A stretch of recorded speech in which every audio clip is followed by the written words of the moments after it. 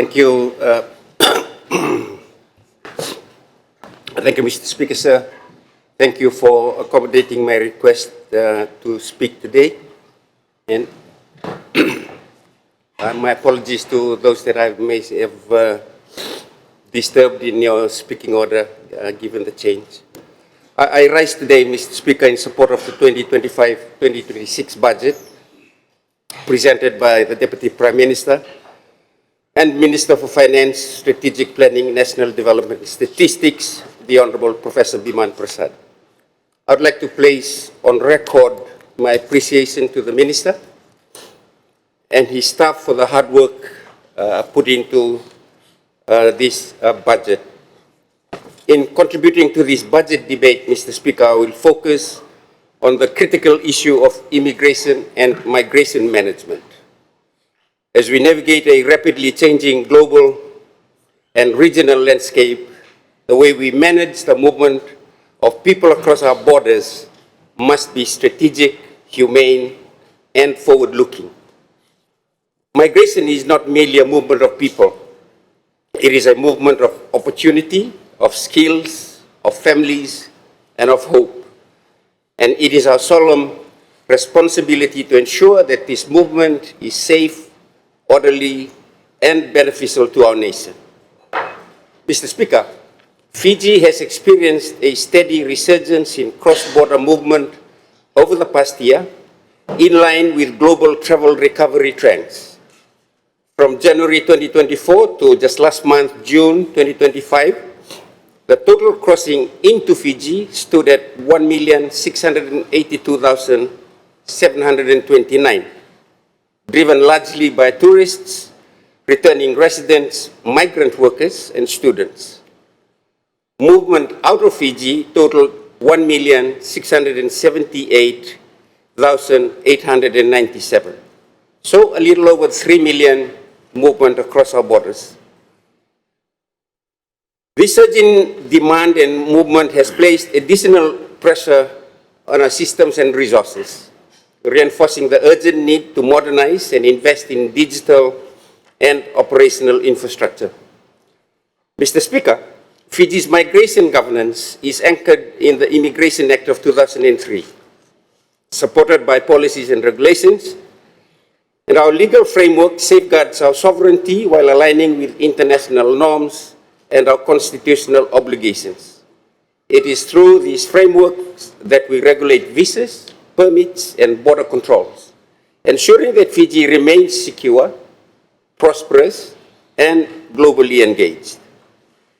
This act, Mr. Speaker, has been long overdue for a review, and I'm happy to report that the review is in its final stage, and it will be presented in Cabinet and consequently to this august House in the near future. This review, Mr. Speaker, is to allow the Act to be effective and correct in relation to the current global migration trends. Mr. Speaker, our borders are our front lines. They are managed through close collaboration between the Ministry of Immigration, Customs, Border Police, and other security agencies.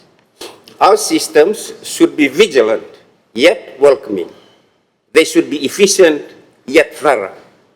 At major gateways like Nandi International Airport, our team work day and night to uphold the integrity of our nation's entry points.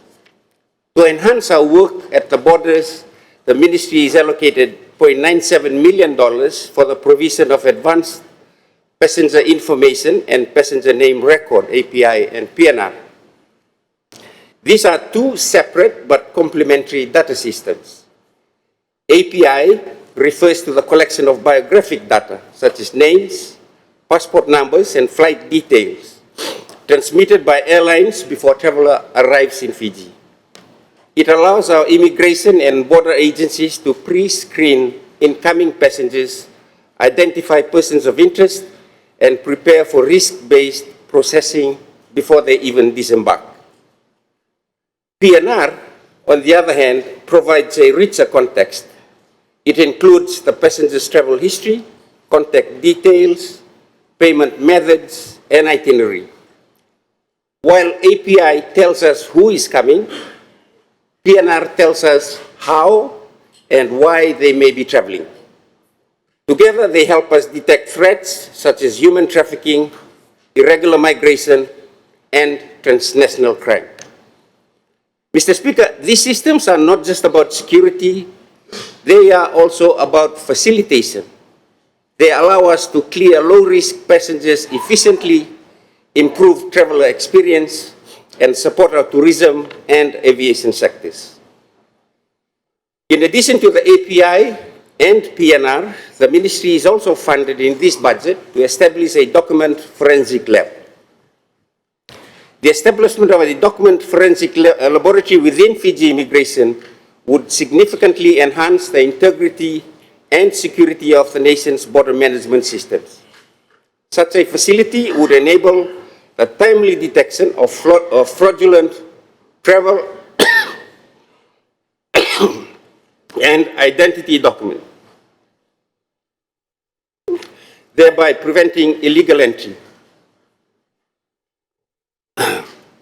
transnational crime, and identity-related fraud.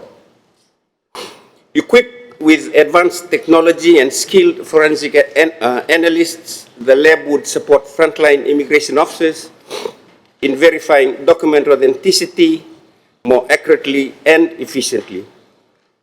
It would also strengthen Fiji's compliance with international security standards and facilitate more robust cooperation with regional and global partners in combating document-related offenses. Ultimately, this capability would reinforce public confidence in Fiji's immigration processes while upholding national sovereignty and public safety. Mr. Speaker, the two data systems, API and PNR, and a document forensic lab are essential border management tools, and for too long left on the wayside in previous government's plans. Some of the security-related immigration issues we are facing now are because of the absence of these very core essential tools. I thank government for its commitment to enhancing border security in the provision of these essential border management tools. Mr. Speaker, Fiji is a country that stands for compassion and dignity. As a signatory to the 1951 Refugee Convention, we honor our humanitarian obligations. While we are not a primary destination for asylum seekers, we are prepared to respond when called upon, and we do so guided by fairness, justice, and human rights. Irregular migration and transnational crimes, such as human trafficking and people smuggling, threaten our national and regional security. We are combating these through legal enforcement, intelligence sharing, and international cooperation. The Transnational Crime Unit and our membership in the Pacific Immigration Development Community, PIDC, are key instruments in this endeavor. On this note, Mr. Speaker, the Ministry has been allocated funds in this budget to host the 2026 PIDC regular annual meeting. Mr. Speaker, integration is vital. Migrants who lawfully reside in Fiji, including foreign investors and skilled professionals, must be supported to integrate and contribute to our society.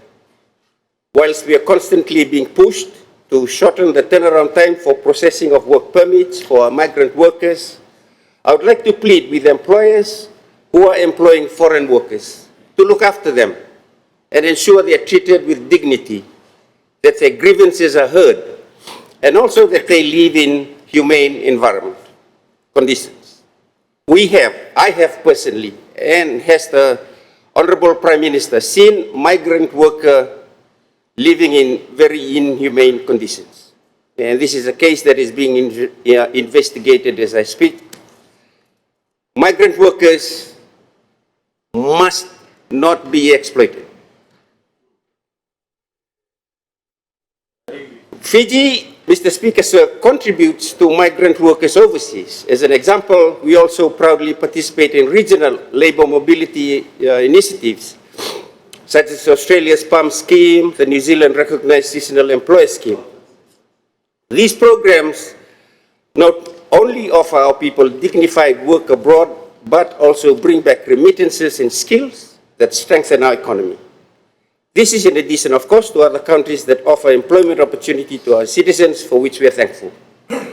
Mr. Speaker, when we look after our migrant workers well, we stand on the high moral ground when we demand receiving countries of our citizens to treat our citizens working in their countries well. We also recognize the immense contribution of the Fijian diaspora, those who have settled abroad but remain connected to our homeland. They are ambassadors of Fiji in the world, and their remittances, expertise, and goodwill are invaluable. We are committed to enhancing engagement with our diaspora communities. Mr. Speaker, in this budget, we are funded with $0.3 million to purchase e-passport enrollment kits for overseas missions to serve our diaspora community. Also announced in the budget address is the reduction of fees for former Fiji citizens who want to regain Fiji citizenship from the current $3,450 to $1,500. I know the Prime Minister wants to reduce this even further. This is the way we turn brain drain into brain gain.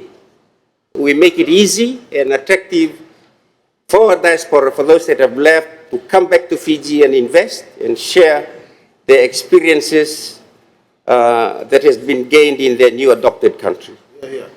Mr. Speaker, Fiji stands at the front line of climate change.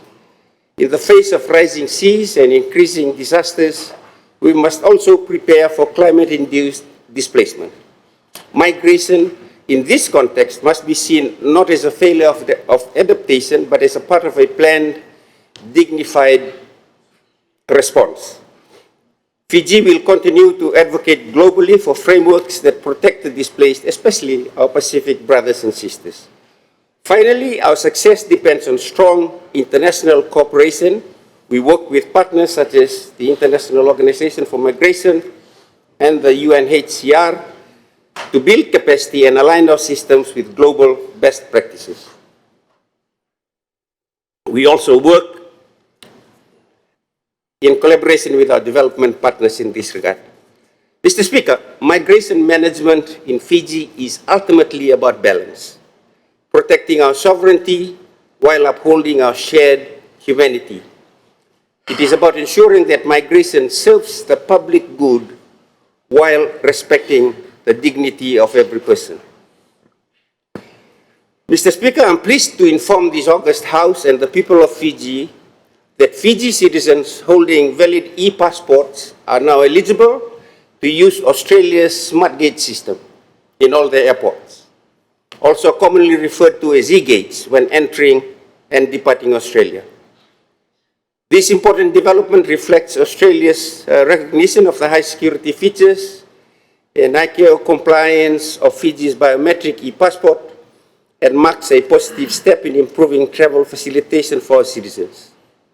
Using SmartGate, Fijian travelers will enjoy faster, more convenient, and contactless processing at major Australian international airports, significantly reducing wait times and enhancing the overall travel experience.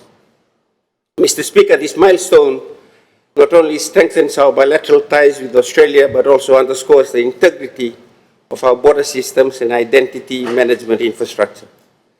In light of this progress, Mr. Speaker, the Ministry has initiated plans to engage in similar discussions with New Zealand authorities with the objective of securing the same privilege for Fijian e-passport holders entering New Zealand, and we will pursue the same with our big destination countries in the Northern Hemisphere.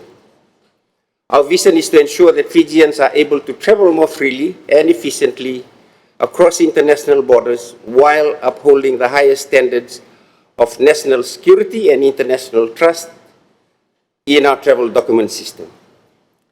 Mr. Speaker, while I'm on the subject of passports, I'm pleased to report that the new stock of 100,000 passports has begun arriving into the country, receiving the first batch last week, the next batch of 25,000 towards the end of this month. I would like to offer my sincere apologies for those that may have been inconvenienced by the passport shortage. There is a plan already in place to deal with the passport backlog, including extending office opening hours to 8 p.m. when the 25,000 books batch is received. I do not know where Honorable Maharaj got his information from. I heard him spoke this morning on this issue. The target is to clear all backlogs by the end of next month and bring passport processing back to normal. In addition, we would like to reduce the turnaround time for normal processing from 15 to 10 working days, and for urgent from 3 to 2 working days. An allocation of 5 million is also provided in this budget for the purchase of a further 200,000 blank passport books. Mr. Speaker, let me just turn very quickly to permit and visa processing. Over the last month, our staff have been working hard to clear backlogs in our permit and visa processing system. From June, the whole of June for 4 weeks in June, it was found out that a total of 31,144 permit applications that were stuck in the system. As new systems were introduced into immigration, the integration did not happen well, and 31,144 permit applications were stuck. They worked on it, and I'm pleased to report that they have cleared that 31,144 applications. And in doing that clearing, they found out there were 9,843 applications that still required full processing. Out of those 9,843, they have cleared, as of this morning, 6,831, and we expect to clear the remaining 3,012 at the end of this month, in 2 weeks' time. When that is done, we expect that the visa processing and permit processing as well would flow.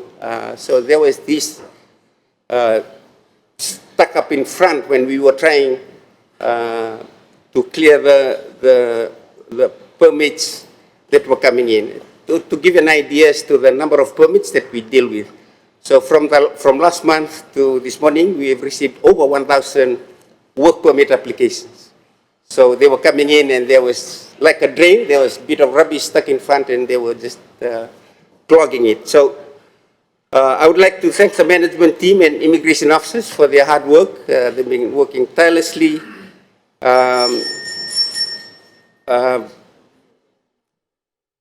to get this cleared, and we hope to improve on the services that we provide when it comes to visa and permit processing when this is all done and in the not too distant future. Mr. Speaker, in conclusion, the 2025-2026 budget is a decisive step forward in positioning immigration as a strategic enabler of national security and socio-economic growth. The recognition of immigration as a standalone ministry, coupled with increased funding and modernization initiative, marks a new chapter in our efforts to build a professional, responsive, and future-ready immigration system. I reaffirm the ministry's commitment to delivering on these priorities with integrity, discipline, and innovation, guided always by our duty to serve our people and protect the sovereignty of our nation. Mr. Speaker, sir, I thank you.